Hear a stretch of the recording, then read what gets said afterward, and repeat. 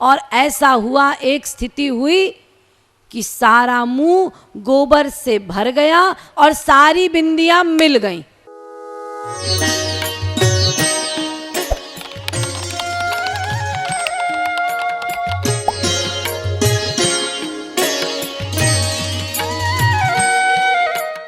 एक दिन गोपियों की टोली जंगल में गई गोबर बीनने के लिए। कन्हैया भी वहीं थे जंगल में। तो गोबर ओबर बीन कर एक स्थान पे रखा और देखा कि कन्हैया भी वहीं है। तो कन्हैया से कहा गोपियों ने, तो आज कन्हैया अकेला है, उसकी सेना नहीं है साथ में, और ये पूरी की पूरी गोपियां हैं सैकड़ों। तो सब ने खूब गोबर इकट्ठा कर लिया। अब गोबर की टोकरी उठानी है। तो गोपियों ने कन्हैया से कहा, ए कन्हैया इधर आ। कन्हैया ने कहा क्या है? कन्हैया गोबर की टोकरी उठवा दे। क्यों? तेरे बाप का नौकर हूं क्या? क्यों उठाऊं? गोपियों ने कहा, देख लल्ला, यदि तू गोबर की टोकरी उठाएगा ना तो हम तुम्हें मक्खन का लौंदा देंगी। अब मक्खन जैसे ही सुना बस मुंह में पानी आ गया। तो तूने पहले क्यों नहीं कहा गोपी, मैं उठा देता। हाँ तो लल्ला फिर उठा। अब कन्हैया गोबर की टोकरी उठा रहे। अभी पहली टोकरी उठा रहे थे, पता नहीं मन में क्या आया, नीचे धर दिए और गोपियों से कहा, अरे सखियों एक परेशानी है। सखियों ने कहा क्या परेशानी है? वो परेशानी ये है कि तुम जितनी भी हो सब बेपढ़ी लिखी हो, ढींगरी की ढींगरी, और मैं भी ठहरा अंगूठा छाप बेपढ़ा लिखा। अब दिक्कत ये है कि जो मैं ये टोकरी उठाऊंगा इसकी गिनती कौन करेगा? तूने जो कहा कि जितनी टोकरी उठाएगा उतना मक्खन का लौंदा दूंगी। अब गिनती होनी चाहिए ना, ऐसा ना हो कि मैं ज्यादा टोकरी उठा दूं और तू मक्खन लौंदा कम दे। गोपियों ने कहा, हाँ लल्ला कहता तो ठीक है, ये भी हो सकता है, तू कम उठावे हम ज्यादा खिला दे। तो ये तो निश्चित होना चाहिए कि भाई गिनती कौन करे। अब यहाँ जंगल में गिनने वाले पढ़े लिखे को कहाँ से बुलाएं? अब कोई थर्ड पर्सन आए जिसको गिनती भी आती हो वो गिने तो ये मामला सिद्ध हो। अब दोनों पार्टी चुपचाप बैठ गई। इतने में एक गोपी को सुझाव सूझा। गोपी ने कहा, एक बात है लल्ला, एक काम कर सकते हैं। देख जितनी बार तू गोबर की टोकरी उठाएगा ना उतनी बार हम एक गोबर की बिंदी तेरे मुंह में लगा देंगे। एक टोकरी उठाई एक बिंदी, फिर दूसरी उठाई फिर बिंदी, फिर उठाई फिर बिंदी। तो ऐसे करते करते जितनी बार तू उठाएगा उतनी बिंदी लगा देंगे, और जब फिर माखन देना होगा तो प्रत्येक बिंदी को मिटाते जाएंगे देते जाएंगे, फिर मिटाते जाएंगे देते जाएंगे, अपने आप गिनती हो गई। कन्हैया ने कहा, हाँ ये सही है।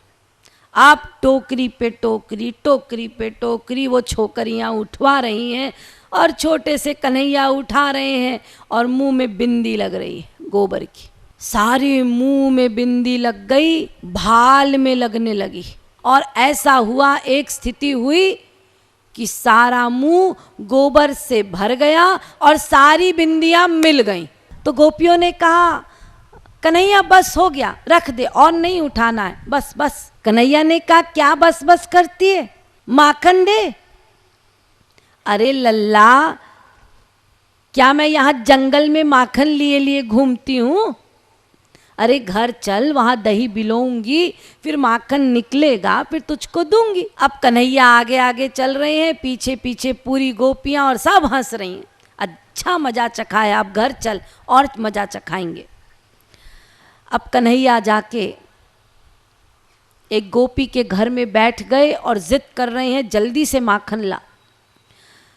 गोपी गई भीतर दही बिलोने। दूसरी गोपी ने क्या किया, भीतर गई और दर्पण ले आई, ला के कन्हैया को दिखाया, देख तू कैसा दिखता है। भोले से गोपाल अपना मुख देखा, है ये तो काला काला भूतनाथ दिख रहा हूं बिल्कुल। पता नहीं मन में क्या आया, उतर के दौड़ के गए, अंदर भीतर तसले में पानी रखा था, सारा मुंह धो लिया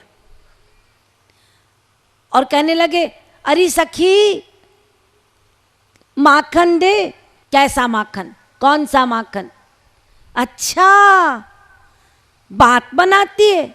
अरे कहा ना था तूने, जितनी बिंदी लगी होगी उतना माखन दूंगी। कौन सी बिंदी, सब मिट गई। अब लल्ला को याद आया, अरे वो हड़बड़ी में तो मैंने सारी बिंदियां मिटा दी। अब तो कोई प्रमाण ही नहीं है, ना गिन सकेंगे ना कुछ प्रमाण। अब तो ये मुझे मक्खन देगी नहीं। बिल्कुल सही कह रही है, कौन सी बिंदी, कैसी बिंदी। अब कन्हैया तो हार गए बेचारे, मक्खन भी नहीं मिला। लेकिन बच्चों के पास एक बहुत बढ़िया उपाय होता है अपनी बात को मनवाने का। जब चारों खाने चित पड़ जाते हैं ना, तो फिर एक ही उपाय है, क्या? रो दो, बस रो लो, बात बन जाएगी। और यहाँ तो फिर ये ब्रह्म है, श्री कृष्ण है, कन्हैया है, इनका रोना गोपियाँ कैसे सह सकती है ना। तो कन्हैया ने सोचा ऐसे तो ये माखन देगी नहीं, अब मैं रोने की एक्टिंग करता हूं। तो क्या किया कन्हैया ने, वो नीचे की ठोडी फड़फड़ाने लगी, फिर बस अब रोने ही वाले हैं। गोपियों ने देख लिया, अरे लल्ला ये क्या, हमारा लल्ला तो रोने वाला है।